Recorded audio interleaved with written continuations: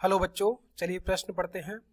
अंक 1, 2, 3, 4, 5 में से बिना पुनरावृत्ति के एक 5 अंक की संख्या यादृच्छिक बनाई जाती है। संख्या के 4 से भाज्य होने की प्रायिकता क्या होगी? हमारे पास विकल्प दे रखे हैं 3/5, 18/5, 1/5 और 6/5। तो देखो 6/5 तो वैसे भी नहीं हो सकते। यहाँ पे देखो मैं आपको बताऊं, 6/5 और ये 18/5, ये तो दोनों ऑप्शन हो ही नहीं सकते। क्यों? क्योंकि हमारे पास जो प्रायिकता होती है वो 1 से ज़्यादा नहीं होती कभी, और ये संख्या कैसी है, 1 से ज़्यादा है। तो चलिए मुख्य अवधारणा की चर्चा कर लेते हैं एक बार। देखो यहाँ पे हमें क्रमचय व संचय हमें जानकारी होनी चाहिए इसके बारे में। और इसके बाद हम लोग देखते हैं यहाँ पे 5 अंक की संख्या कैसे बनाई जा सकती है। हमारे पास नंबर्स कितने हैं? 1, 2, 3, 4, 5, यानी 5 हमारे पास नंबर्स हैं, यानी संख्याएं हैं, और 5 अंकों की संख्या हमें बनानी है। तो देखो अगर मैं यहाँ पे 5 अंकों की संख्या लूँ, ठीक है, यहाँ पे देखो 1, 2, 3, 4, 5 हो गए, ठीक है। 5 अंकों की संख्या, ये यहाँ पे अंक भरूंगा मैं यहाँ पे, ठीक है। अब देखो यहाँ पे 5 अंक है मेरे पास, और 5 अंकों की संख्या बनानी है जो कि 4 से भाज्य होनी चाहिए। तो यहाँ पे देखो कुल परिणाम की बात करूं तो वो तो हो जाएंगे मेरे पास यहाँ पे, इसको 5, देखो पहली संख्या है मेरे पास, 5 अंक है मेरे पास, तो इसको 5 तरीके से भर सकता हूँ मैं। और यहाँ पे दूसरे अंक को मैं कितने अंकों से भरूंगा? मेरे पास एक अंक यहाँ पे कम हो गया, क्योंकि बिना पुनरावृत्ति यानी कि दोबारा उस अंक को नहीं ले सकते। तो यहाँ पे अगर मैंने कोई एक अंक भर दिया, उसके बाद मैं उसको छोड़ दूंगा, तो बचे हुए अंक कितने होंगे? 4 होंगे। तो दूसरे वाले जो यहाँ पे जो दूसरा अंक आएगा वो 4 अंकों में से चुना जाएगा, यानी कि 4 तरीके इसके। इसी तरीके से अब 2 अंक चले गए मेरे पास से, यहाँ से बचे कितने? 3 अंक बचे हैं। तो यहाँ पे इस अंक के लिए कितना तरीके हैं?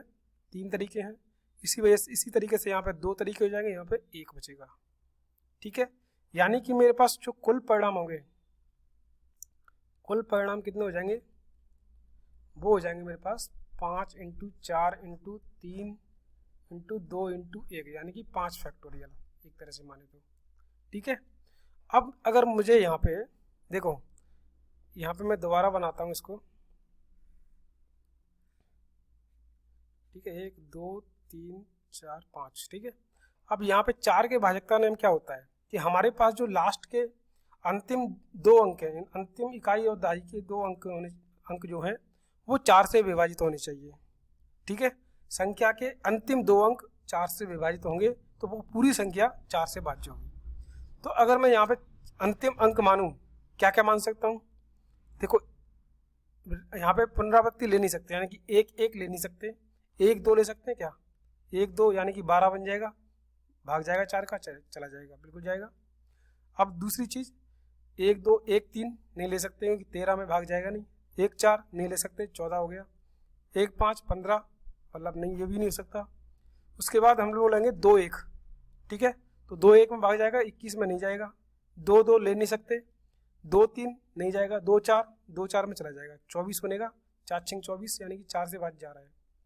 उसके बाद 24 हो गया, 2, 4, 2, 5, 25 नहीं ले सकते। उसके बाद 3, 1, ठीक है। तो 3, 1 लें क्या? यहाँ पे अगर मैं 3 लिखूँ, यहाँ पे 1 लिखूँ, 31 बनेगी संख्या, तो यहाँ पे नहीं ले सकते।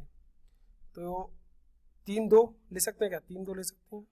यहाँ पे अगर 3 लिख दूँ और यहाँ पे 2 अंक लिख दूँ तो 32 बनेगा मेरे पास। लास्ट की जो अंतिम जो 2 संख्या होंगी वो 32 बनेगी। तो संख्या में भाग जा रहा है 4 का, जा रहा है 4 × 32। अब देखो 3, 2, 3, 4, 3, 3 ले नहीं सकते, 3, 4, 34 हो रहा है, नहीं ले सकते, 35 नहीं होगा। उसी तरीके से 4 लेंगे, 4, 1, 41, 4, 2, 42 नहीं हो सकता, 4, 3, 43, और 4, 4, 44 ले नहीं सकते। 44 तो होगा, भाग जाएगा इसमें, लेकिन 44 में क्या होगा? पुनरावृत्ति हो जाएगी अंकों की, तो 44 नहीं ले सकते। 45 ले लेंगे, नहीं ले सकते। अब उसके बाद 5 लेंगे, तो 5 को एक इसके साथ लिखो, तो 5, 1, 51, 5, 2, 52 हो रहा है, 52 में जाएगा भाग, बिल्कुल जाएगा। और 5 3 53, 5 4 54, 54 में जाएगा नहीं जाएगा, 55 में जा नहीं सकता, वैसे भी ले सकते हैं लोग इसको। तो ये 4 संख्या बन रही है, यानी 12 24 और 32 52, यानी कि अगर लास्ट अंतिम 2 अंक 12 हो, मतलब 1 2 हो और 2 4 हो और 3 2 और 5 2 ये होंगे, तो हमारे पास जो संख्या बनेगी वो 4 से भाज्य होगी। तो यहाँ पे परिणाम कितना हो सकता है, यहाँ पे अगर मैंने 2 अंक यूज कर लिए, 2 अंक मैंने उपयोग में ले लिए, तो बचे कितने मेरे पास, 3 अंक बचेंगे। तो यहाँ पे इस अंक को भरने के तरीके कितनी है, 3 है। उसके बाद मेरे पास कितने बचेंगे, 2 अंक बचेंगे, तो इसको दो तरीके से भर सकते हैं और इसको एक तरीके से। तो यानी कि यहाँ पे जो तरीके बनेंगे 3 इंटू 2 इंटू 1, ठीक है, ये बनेगा। इसी तरीके से यहाँ पे 2 4 के केस में सेम होगा, इसको 3 तरीके से, इसको 2 तरीके से, इसको 1 तरीके से। तो ये भी कितना होगा, 3 इंटू 2 इंटू 1।